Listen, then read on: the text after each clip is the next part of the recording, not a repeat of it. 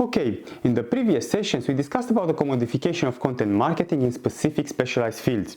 But how about content that requires human creativity, books, musical compositions, research papers, and so forth? Well, progress has already been made in many creative areas that we believe to be beyond the reach of machine learning and AI technologies. You see, most of us believe creativity is reserved to humans. We consider creativity to be our competitive advantage and argue passionately against the science that challenges this belief. Indeed, we saw that Daniel Pink suggested we should all be designers. However, I find the contrasting statement made by Kevin Roos more realistic. I quote, "Creative work was the exclusive domain of humans. If you wanted a job that was going to be safe for a long time, you should become an artist or musician or a journalist because those jobs required ingenuity and human creativity."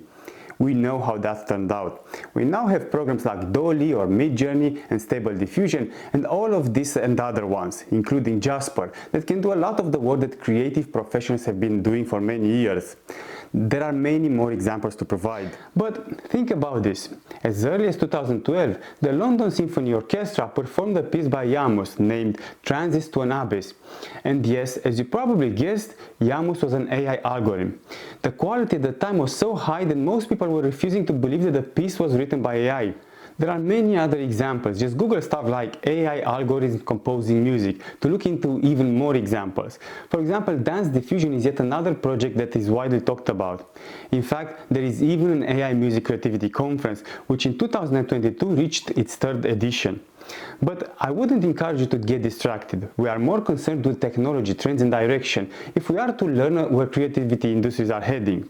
The point I'm making is that music, a highly creative field, is already being commodified in contrast to humans' belief that AI cannot compete in creative fields.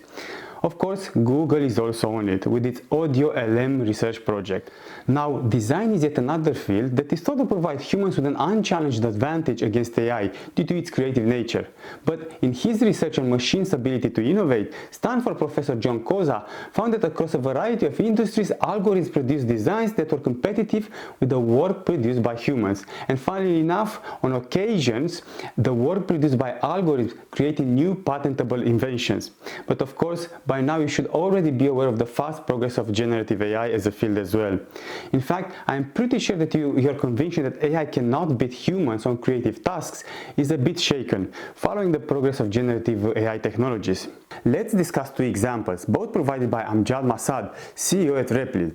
The first example is of Stable Diffusion, a model trained on 100,000 gigabytes of images to create a 2 gigabytes file. This enables you to type a few words and generate any type of image. And the latest version can do 40 images a second, which is quite impressive, I should say.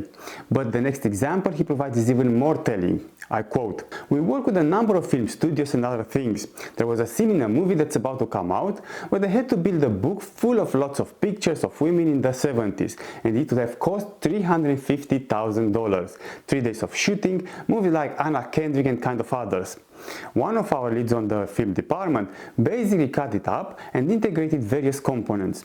He did it overnight for $60 and saved $350,000. Real problem, real early." Now, I wonder how many designers and creatives were replaced by a Gen AI model that delivered a $350,000 project on $60. Okay, you may argue, but these algorithms will never be able to replicate human emotions that are so essential to the originality of a piece of art. However, we already saw how technology can and will continue to develop the ability to accurately identify human emotions at a deeper level than we perceive ourselves consciously.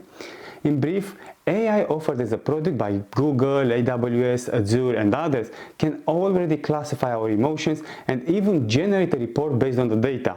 More importantly, the more personal data Google gets from our wearables and other devices, and the closer they get to their AI mission, the better RankBrain's ability to understand our emotions will become.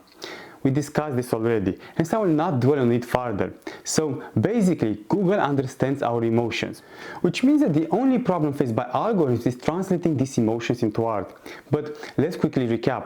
Google can already classify our emotions and translate them into numerical info. It can also generate a report based on these metrics, pretty much the way narrative science and others did when writing articles for well-known publications, for example. So the next step is get that report into Bard, ChatCPG and others, and let the generative AI come up with highly original ideas of drawings, painting and others. Not one idea, not 10, thousands of them. Hell, why not hundreds of thousands? So I ask you, do you still that the last bastion of human stand against RankBrain, which is creativity, will in reality win the day for creative industries like the ones that we talked about? Look, I'm the first one to point out that we are not quite there yet. However, progress has been made already in trying to get machines to understand our emotions. For example, Simon Coltron at University of London created software that can accurately read emotions in photographs of people and then paint abstract portraits that convey their emotional state. And this is only one of the many similar examples available. Okay, now how about assessing quality of content? Shouldn't we humans play some role in checking and editing RankBrain written articles and other pieces of content before it's indexed in Google? I mean, Google is really putting pressure on us to get out the highest quality content, as we discussed already. Unfortunately, algorithms are already on track to fill in this gap as well. If we consider a study carried out at the University of Akron's College of Education. This study was carried out on 16,000 marked student essays and found that, compared with human markers, machine learning algorithms performed as well and at times better at the task of marking the essays. At this point, I feel the need to point out that we are talking about algorithms having the capability of marking essays and determining the quality of essays and the creativity and knowledge of students. We now have an algorithm that automatically writes quality articles for well-known publications and another algorithm acting as a second editor. Hence, the idea that creativity is exclusive to humans is a fallacy. Algorithms such as RankBrain will prove us wrong. I like how Peter Wellinder, VP at OpenAI, describes the process that will ultimately teach algorithms to take on the profession of editors as well. Initially, the generative AI model writes a program, then iterates on its own errors and biases, improves itself, and repeats the process to get better and better at the task. Basically, the algorithm acts as a developer and editor in a continuous iterative process of improvement.